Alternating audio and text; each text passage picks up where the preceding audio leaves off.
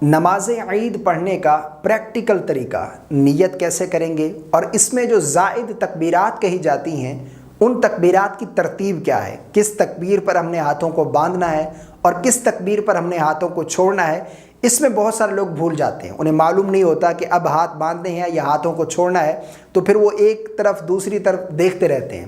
تو آج میں آپ لوگوں کو آسان الفاظ میں نماز عید پڑھنے کا طریقہ سمجھانے جا رہا ہوں۔ دیکھیں، امام کے پیچھے، امام کی ابتدا میں ہم نماز عید الفطر کیسے ادا کریں گے۔ سب سے پہلے ہم نے نیت کرنی ہے، نیت کا کرنا یہ ضروری ہے۔ انما الاعمال بالنیات، اعمال کا دار و مدار نیت پر ہے۔ نیت کیا کریں گے؟ نیت کی میں نے 2 رکعت نماز عید الفطر کی واسطے اللہ تبارک و تعالیٰ کے منہ میں کعبہ شریف کے پیچھے اس امام کے، کیونکہ آپ امام کی ابتدا میں نماز عید ادا کر رہے ہیں تو امام کی ابتدا کی نیت یہ بھی ضروری ہے۔ یا پھر اتنا دل میں ارادہ کر لیں کہ میں عید کی نماز پڑھ رہا ہوں امام کی ابتدا میں، امام کے پیچھے، بس اتنا بھی کافی ہے۔ نیت کرنے کے بعد امام صاحب تکبیر تحریمہ کہہ کر نماز شروع کریں گے، یعنی اللہ اکبر کہہ کر ہاتھ باندھیں گے۔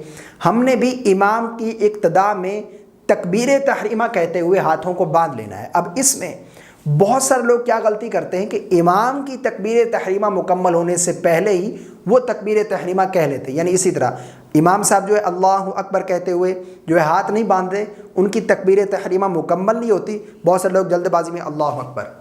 تو اس طریقے سے اگر امام سے پہلے آپ کی تکبیر تحریمہ مکمل ہو گئی تو آپ کی نماز نہیں ہوگی۔ اس چیز کی ہم نے بہت احتیاط کرنی ہے کہ امام کی تکبیر تحریمہ مکمل ہونے سے پہلے مقتدی کی تکبیر تحریمہ مکمل نہیں ہونی چاہیے، ٹھیک ہے۔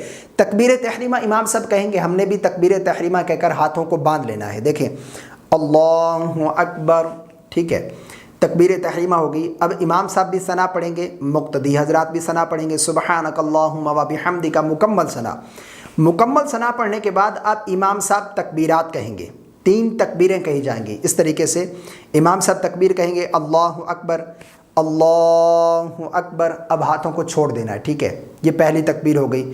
دوسری تکبیر پر بھی اسی طرح ہاتھوں کو چھوڑ دینا ہے، اللہ اکبر، یہ 2 تکبیر ہو گئی۔ اب جو تیسری تکبیر ہے، کیونکہ اس کے بعد قرات ہوگی تو اب ہاتھ باندھ لینے ہیں، ٹھیک ہے۔ تیسری تکبیر میں اللہ اکبر، یہ ہاتھ باندھ لیے، یعنی ثنا پڑھنے کے بعد 2 تکبیروں پر ہاتھ چھوڑ دیں گے پہلی رکعت میں، تیسری تکبیر پر ہاتھ باندھ لیں گے، ٹھیک ہے۔ اب امام صاحب جو وہ قرات کریں گے، ہم امام کی قرات کو خاموشی کے ساتھ سنیں گے۔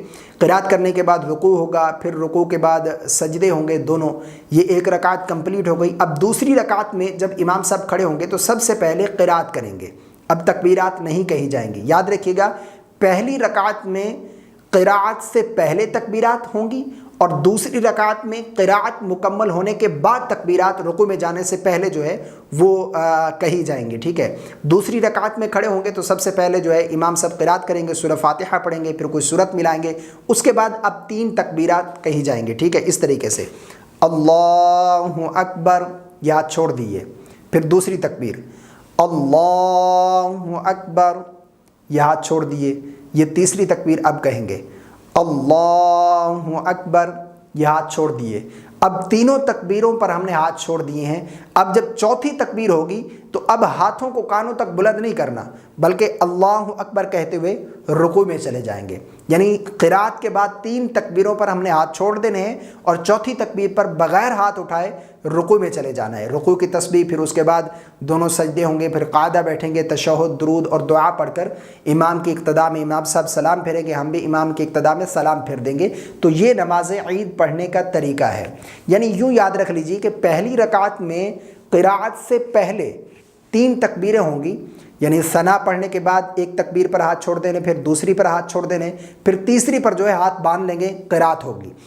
اسی طرح دوسری رکعت میں جب کھڑے ہوں گے تو امام صاحب قرات کریں گے، قرات کے بعد پہلی تکبیر پر ہاتھ چھوڑیں گے، پھر دوسری پر چھوڑیں گے، پھر تیسری پر بھی ہاتھ چھوڑ دیں گے، پھر چوتھی تکبیر پر بغیر ہاتھ اٹھائے رکوع میں چلے جائیں گے، ٹھیک ہے۔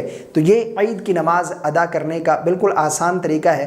مجھے امید ہے آپ کو میری باتیں سمجھ آ گئی ہوں گی۔ ویڈیو پسند آنے کی صورت میں لائک اور شیئر کرنا بالکل نہ بھولیے گا۔ مجھے اپنی خاص دعاؤں میں یاد رکھیے گا اور میری طرف سے ایڈوانس آپ کو عید الفطر مبارک ہو۔ السلام علیکم ورحمۃ اللہ۔